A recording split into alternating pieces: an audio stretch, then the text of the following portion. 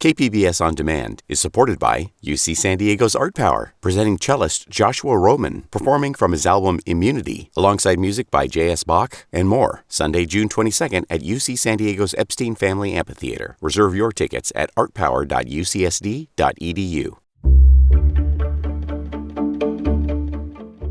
Good morning. I'm John Carroll in for Debbie Cruz. It's Friday, October 6th. State funds will help San Diego hire more staff for its homeless outreach program. More on that next, but first, let's do the headlines. The Kaiser strike continues. Kaiser officials say progress is being made in the negotiations, and there have been tentative agreements reached in some areas. But officials from the coalition of Kaiser Permanente unions say workers are awaiting a, quote, meaningful response on key priorities, including safe staffing, outsourcing, and fair wages to reduce turnover. Should a deal not be reached, the strike will continue until 6 tomorrow morning. Kaiser leadership says they're committed to reaching a new agreement that addresses wages, benefits, retirement plans, and professional development opportunities. 7 SDSU fraternities have been placed on interim suspension. University officials say the action was taken because of possible violations of the university's Student Organization Code of Conduct. Under the suspension, the frats are required to put their organizational activities on hold until the investigations are complete. Vice President Kamala Harris was among the dignitaries who honored the late Senator Dianne Feinstein in a memorial service yesterday in San Francisco. The two worked together in the U.S. Senate for 4 years. Harris remembered Feinstein as a trailblazer who delivered results for Californians. The women of America have come a long way. Our country has come a long way. And you helped move the ball forward, and our nation salutes you, Dianne. Feinstein was mayor and a county supervisor in San Francisco before serving for 30 years in the Senate. She died last week at 90 years old. From KPBS, you're listening to San Diego News Now. Stay with me for more of the local news you need. KPBS On Demand is supported by UC San Diego's Art Power, presenting cellist Joshua Roman, performing from his album Immunity, alongside music by J.S. Bach and more. Sunday, June 22nd at UC San Diego's Epstein Family Amphitheater. Reserve your tickets at artpower.ucsd.edu.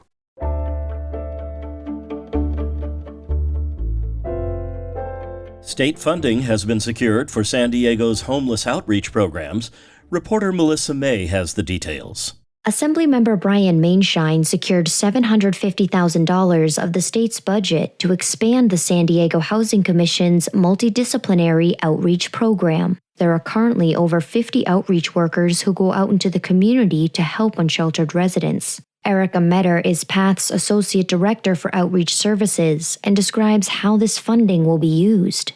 It'll allow us to add more staff members to our team that we currently have, and we'll be able to connect our population and the clients that we serve to services like behavioral health, housing, medical needs, direct care, substance use services.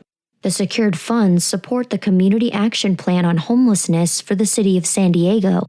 Melissa May, KPBS News.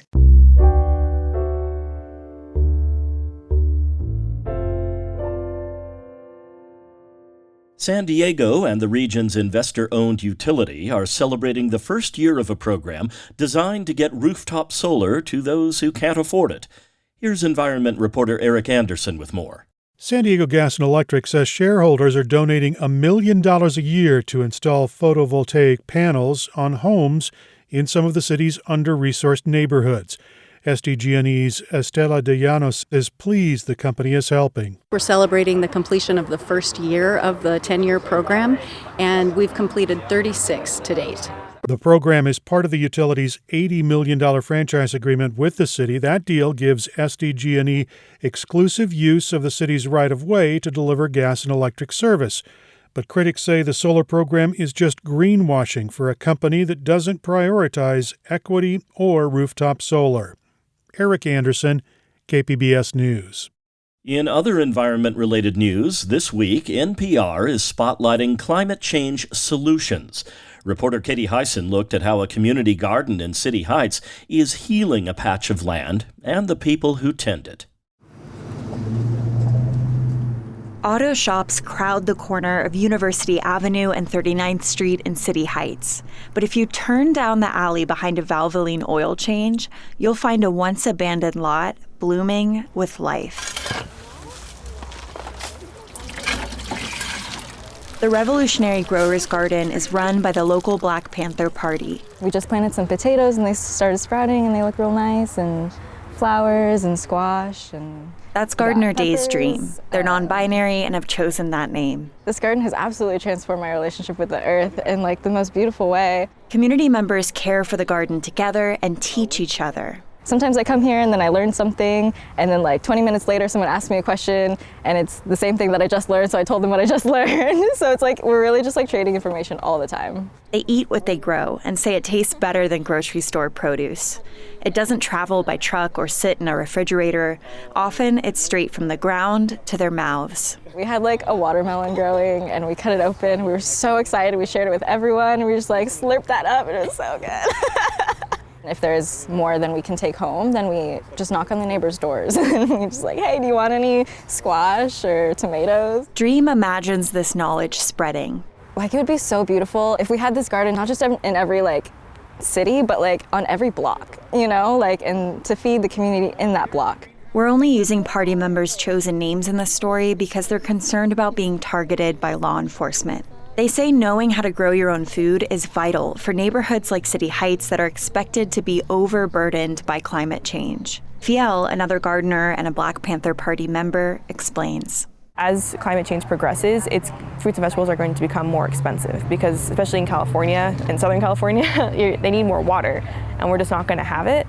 She says she can get a couple weeks of produce from the garden's harvests, saving her money at the grocery store. Gardening, she says, is protecting your right to have a healthy diet. The garden builds the neighborhood's resilience to climate change in other ways, too.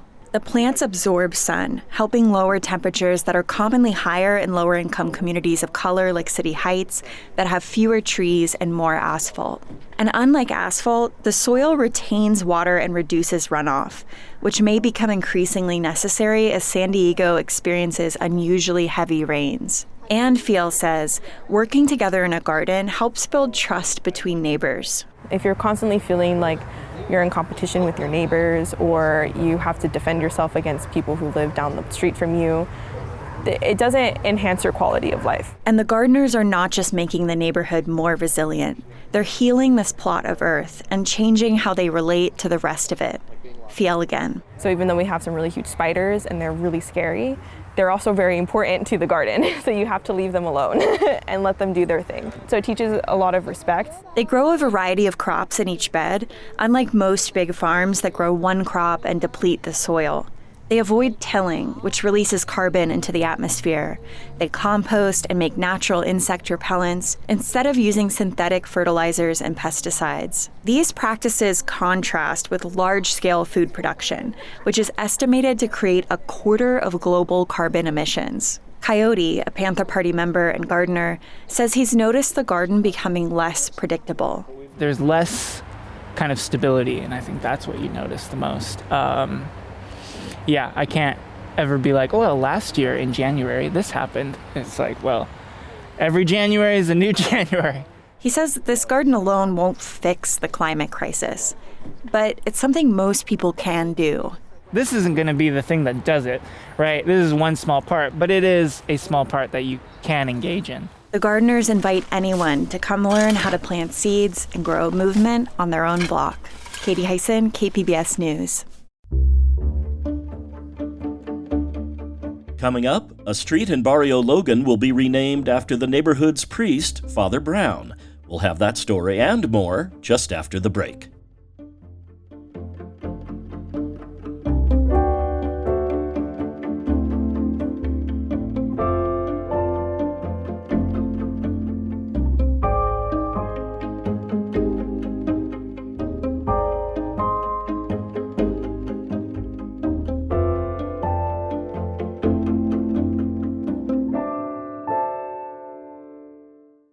KPBS On Demand is supported by UC San Diego's Art Power, presenting cellist Joshua Roman, performing from his album Immunity, alongside music by J.S. Bach and more, Sunday, June 22nd at UC San Diego's Epstein Family Amphitheater. Reserve your tickets at artpower.ucsd.edu.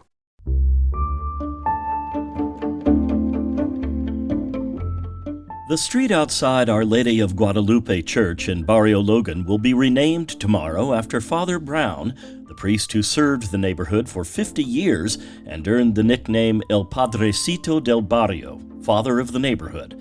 He was known to bless lowrider cars with holy water and bring mariachi bands into Mass. Church member Adela Garcia shares his story in her own words. Oh, Father Brown was newly arrived to San Diego after having been in Mexico City for about 5 years, and I was working as a volunteer here at the church when he came to our parish.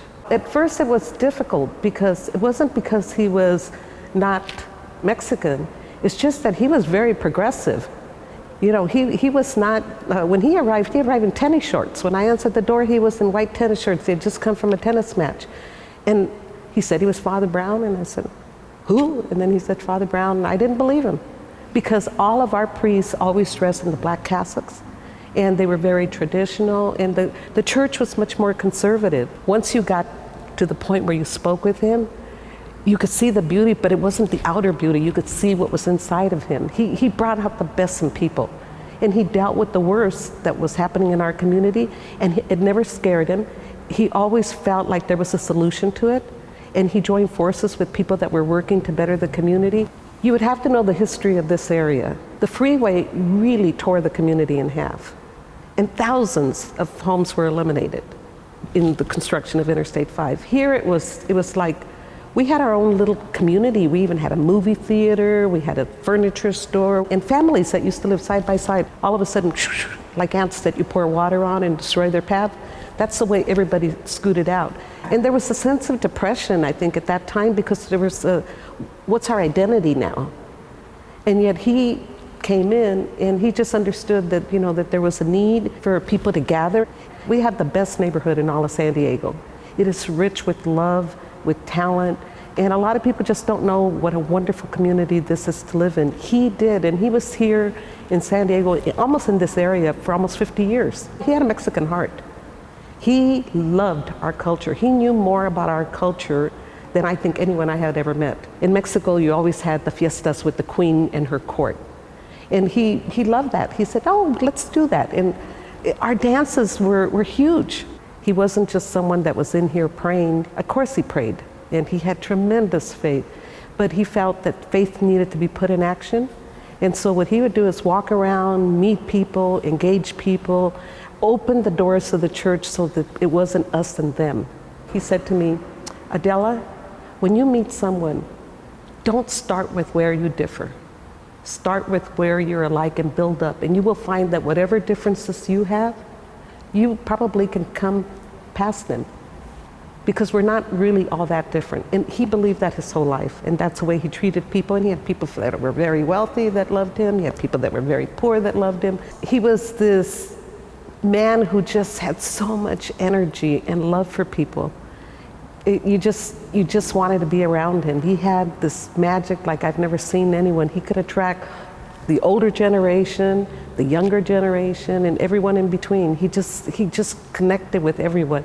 He had a goodness about him that I just can't describe. I hope that when people see that street sign, that they think about his work and that they say, what can I do to help? How can I make a difference? I get emotional thinking about it. I get emotional because I think that he deserved that. He deserved for generations to come to say, who was this man named Father Brown? And for them to not know that there's a street sign for him, but that there is the history of what he contributed to this church and our community, and how many people's lives he touched. The celebration will kick off at 11 tomorrow morning and include many of Brown's favorite things: food, oldies, and lowriders. All are welcome.